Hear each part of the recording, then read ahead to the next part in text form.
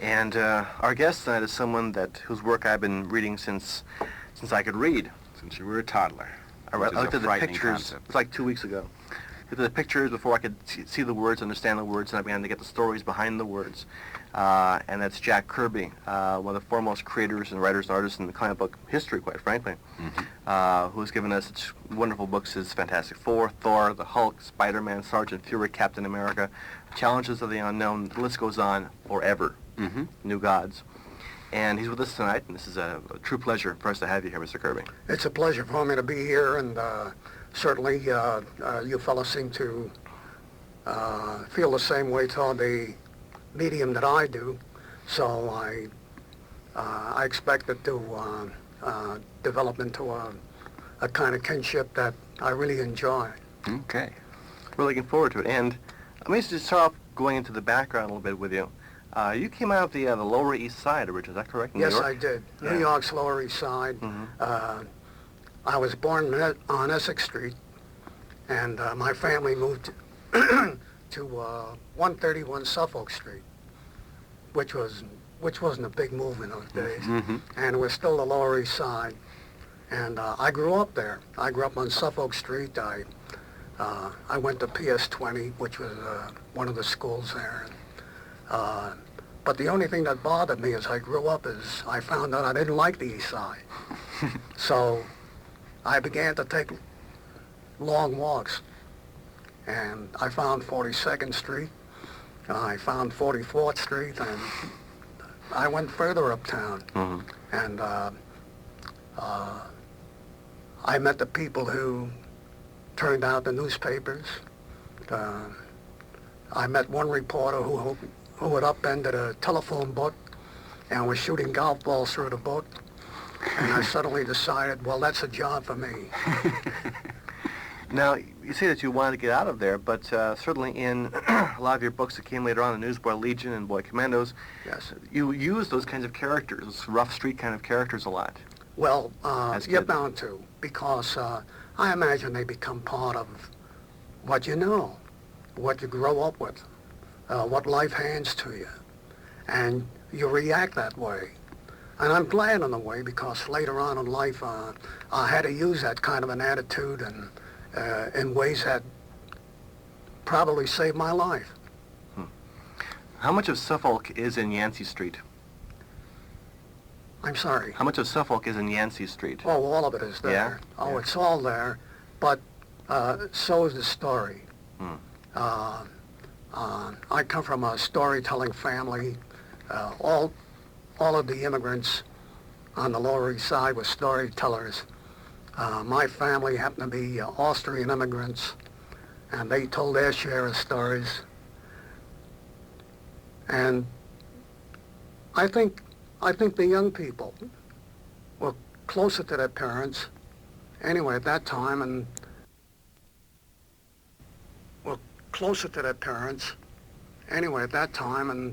and they absorbed all this. They absorbed the storytelling, and many of them use it to build a professional life. I don't mean as writers exactly, but let's face it, any businessman has to tell a good story in order to sell his merchandise. And so I think that kind of thing is helpful. Was it a rough neighborhood? It was a rough neighborhood. And the practice used to be that you would stand out in the gutter while the trucks would try to get around you from both sides, and you'd look for somebody to fight or somebody to chase and see how you could stand up against 2 guys or 3 guys, and how many of your friends you could find that would help out. And of course, that was a routine. We used to do it when we came out of school. And I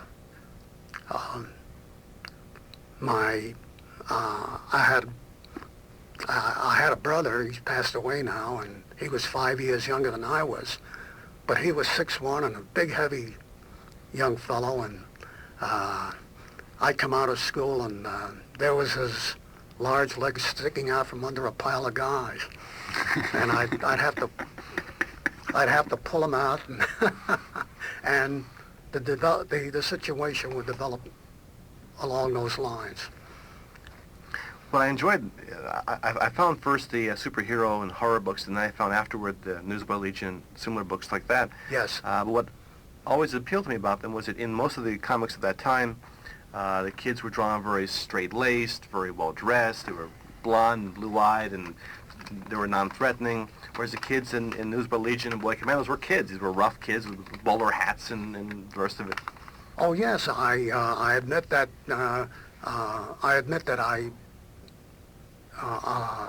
I was a bit showy. I felt that putting on a good show was ideal for any kind of entertainment.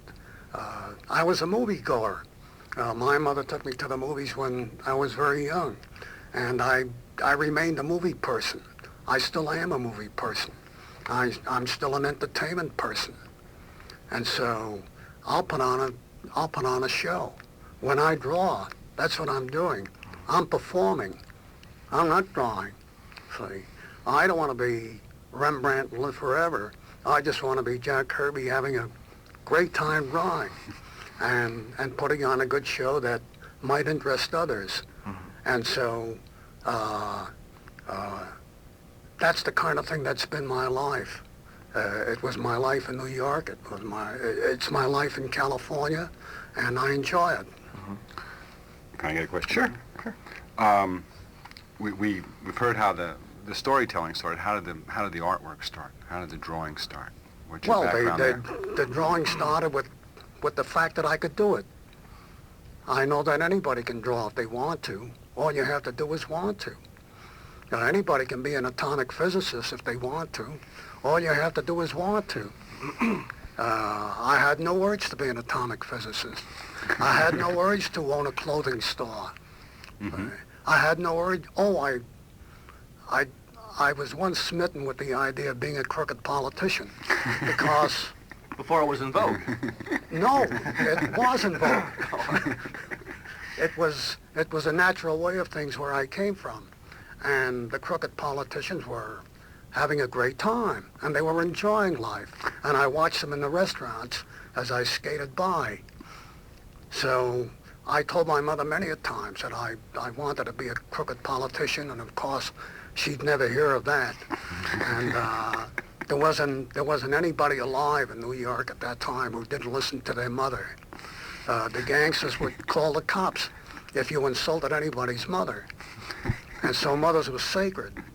And what my mother said was the word. And I said nothing more.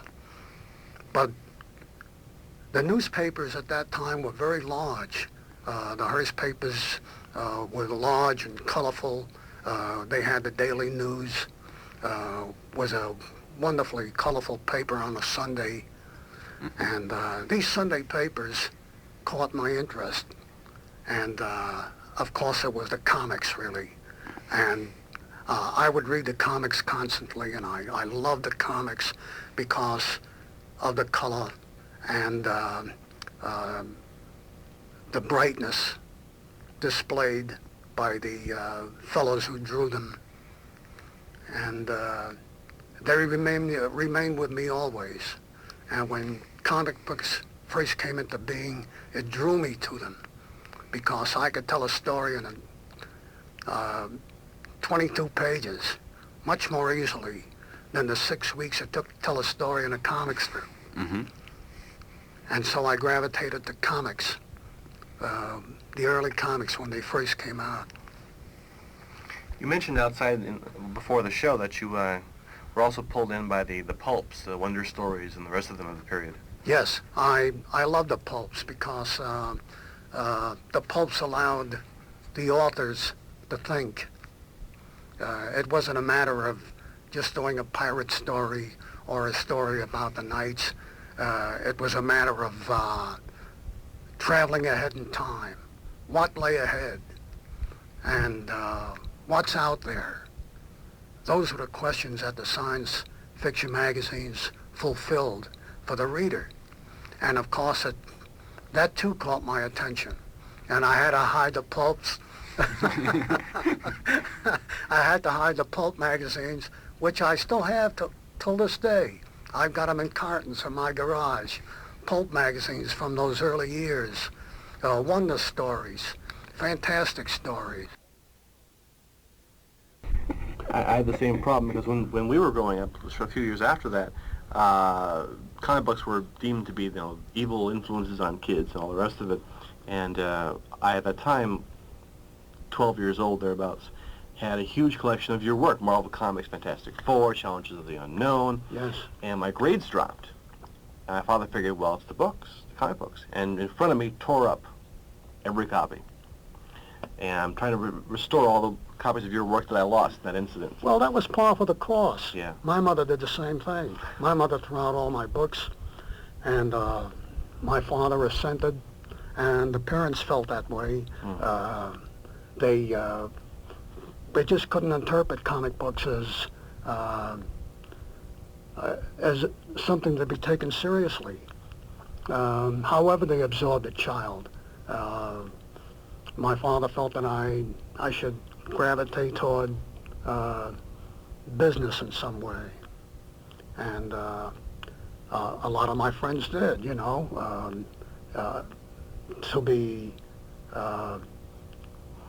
To be worthy in my time as a young man. Well, you had to become a doctor, you had to become a lawyer, you had to own a business where you sold pants with cuffs on them, and or if you sold caps, and that was a respectable direction to take. And so my parents felt that I was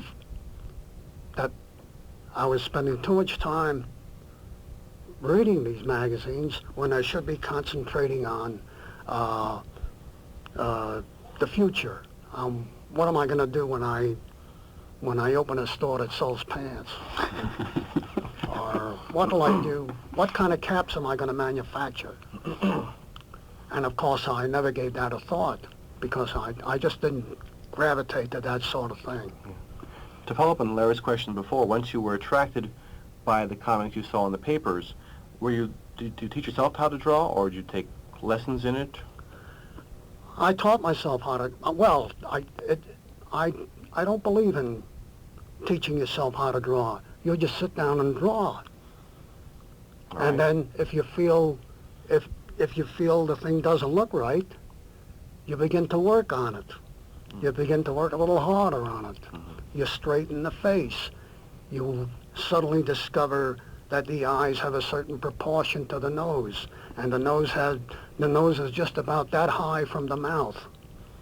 And if you want a stronger face, you'll make it wide with a long chin, with jutting cheekbones. And of course, you'd have that large round head with the kind of haircuts that day would demand. Mm-hmm. And so that's what I did. And I felt that my characters were representing real people, as far, although they were far out in nature, they were true to my version of real people. The stories were, as far out as the stories were, under the circumstances, I felt these stories worked because they had a core of truth.